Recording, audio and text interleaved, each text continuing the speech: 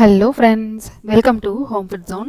இன்றைக்கி இந்த வீடியோவில் ரொம்பவே சிம்பிளான ஈஸியான அதே சமயத்தில் நல்ல ஸ்பெஷலான ஒரு ஸ்வீட் ரெசிபி. ஏதாவது ஒரு ஸ்பெஷலான அக்கேஷன் டைமில் கெஸ்ட் வரும்போது செய்கிற மாதிரி ரொம்ப டிஃப்ரெண்ட்டாக இருக்கும்.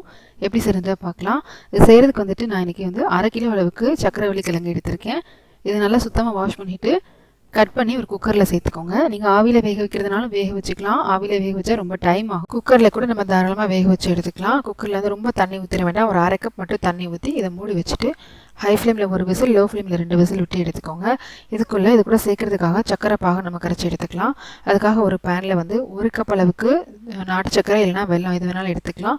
கூடவே 1 கப் அளவு தண்ணி ஊற்றி இதை நல்லா வந்து கரைச்சி எடுத்துக்கோங்க. அப்படியே நம்ம சேர்த்தோம்னா மண் தூசி ஏதாவது இருக்கும், அதனால் வந்து நல்லா வடிகட்டி எடுத்துக்கலாம். இந்த மாதிரி நல்லா சக்கரை கரைஞ்சி தண்ணி ஆனதும் இப்போ இது வந்து நல்லா வடிகட்டி ஆற வச்சு எடுத்து வச்சுக்கலாம். இப்போது இன்னொரு பேனை சூடு பண்ணிக்கலாம். இதில் வந்துட்டு ஒரு 2லேருந்து 3 டீஸ்பூன் அளவு நெய் சேர்த்துட்டு ஒரு 10லேருந்து 15 முந்திரி பருப்பை சேர்த்து நல்லா வறுத்து எடுத்துக்கலாம். முந்திரி பருப்பு மட்டும் இல்லை, உங்களுக்கு விருப்பமான நட்ஸு எது வேணாலும் நீங்கள் சேர்த்துக்கலாம். இல்லை நட்ஸு சேர்க்காம செய்கிறதா இருந்தாலும் செய்யலாம், உங்களோட விருப்பம் தான். வெறும் தேங்காய் மட்டும் கூட நீங்கள் தாராளமாக கொஞ்சம் ஃப்ரை பண்ணி சேர்த்திங்கன்னா கூட போதும். இப்போ இதை நல்லா வந்து செவக்க வறுத்துட்டு இதை ஒரு பவுலுக்கு நம்ம மாற்றிக்கலாம். இப்போ இந்த நெய் வந்து அப்படியே இருக்கட்டும்.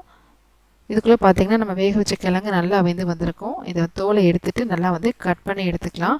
நல்லா இதை வந்து மசிச்சு எடுத்துக்கணும். நான் வந்து ஒரு மத்து வச்சு மசிச்சிருக்கேன். உங்களுக்கு நல்லா பேஸ்ட் மாதிரி வேணும், கொஞ்சம் கூட கிழங்கு இருக்கிறதே தெரியக்கூடாதுன்னு நினச்சிங்கன்னா நீங்கள் வந்து மிக்சியில் போட்டு கூட அரைச்சி எடுத்துக்கலாம். நல்லா நம்ம வேக வச்சு எடுக்கிறதுனால இந்த மாதிரி மத்து வச்சு மசிச்சாலே போதும். நல்லா உங்களுக்கு கொஞ்சம் கூட கிழங்கு இருக்கிறதே தெரியாது, நல்லா பேஸ்ட் மாதிரி ஆகிடும். தேவைப்பட்டால் நீங்கள் அரைச்சி கூட எடுத்துக்கலாம். இப்போ இது செய்கிறதுக்காக ஏற்கனவே நம்ம வந்து நெய் போட்டு முந்திரி வறுத்து அந்த நெய்யிலேயே வந்துட்டு அதே பேன்லேயே நம்ம காய்ச்சி எடுத்து வச்சுருக்கிற சக்கரை பாகு சேர்த்துக்கலாம். அடுப்பு வந்து லோ ஃப்ளேம்லேயே இருக்கட்டும். இது கூடவே வந்து நம்ம மசிச்சு எடுத்த கிழங்கையும் சேர்த்துக்கலாம். நல்லா வந்து கலந்துக்கோங்க. கொஞ்சம் கட்டி கட்டியாக இருக்கிற மாதிரி இருக்கும், கொஞ்சம் மிக்ஸ் பண்ணுற வரைக்கும் அப்படி இருக்கும். நீங்கள் கரண்டி வச்சு இல்லைனா ஒரு விஸ்க் வச்சு கூட மிக்ஸ் பண்ணிக்கலாம், இல்லை மத்து வச்சு கூட நல்லா நீங்கள் வந்து மசிச்சு விட்டு மிக்ஸ் பண்ணிங்கன்னா கரெக்டாக இருக்கும். நல்லா வந்து மிக்ஸ் பண்ணி எடுத்ததும் அடுப்பை கொஞ்சம் மீடியம் ஃப்ளேமுக்கு மாற்றிக்கலாம். மீடியம் ஃப்ளேமுக்கு மாற்றினோடனே பார்த்தீங்கன்னா ஒரு 4-5 நிமிஷத்துலேயே நல்லா கெட்டியாக வர ஆரம்பிக்கும் கன்சிஸ்டன்சி. இதில் இருக்கிற ஈரப்பதம் எல்லாமே ட்ரை ஆகி நல்லா அல்வா பதத்துக்கு வரணும். அது வரைக்கும் நம்ம வந்து மீடியம் ஃப்ளேம்லேயே வச்சு குக் பண்ணி எடுத்துக்கலாம். முடிஞ்ச அளவு வந்து கைவிடாமல் கலந்துக்கிட்டே இருங்க. நான்ஸ்டிக் பேனுன்றதுனா அடிப்பிடிக்காது.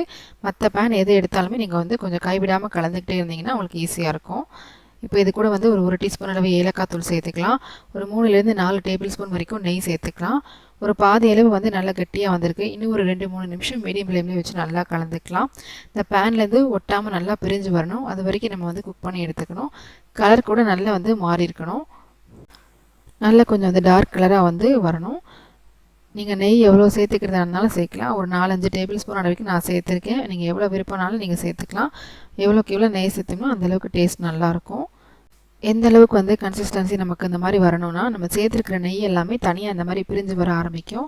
இந்த அளவுக்கு வந்து நம்ம குக் பண்ணி எடுத்துக்கணும். இது கூட நம்ம வறுத்துருக்கிற முந்திரியும் சேர்த்துட்டு நல்லா ஒரு தடவை கலந்துட்டு ஸ்டவ் ஆஃப் பண்ணிவிட்டு உடனே வேறு ஒரு பிளேட்டுக்கோ இல்லை பவுலுக்கோ மாற்றிக்கலாம்.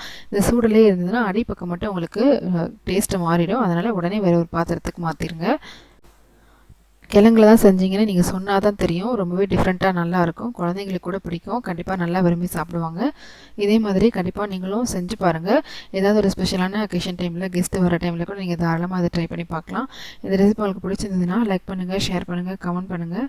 கண்டிப்பாக வந்து ஹோம் ஃபுட் ஜோனுக்கு சப்ஸ்கிரைப் பண்ண மறக்காதீங்க. நாளைக்கு இதே மாதிரி நல்ல ரெசிபியோட உங்களை வந்து மீட் பண்ணுறேன். அது வரைக்கும் பாய்.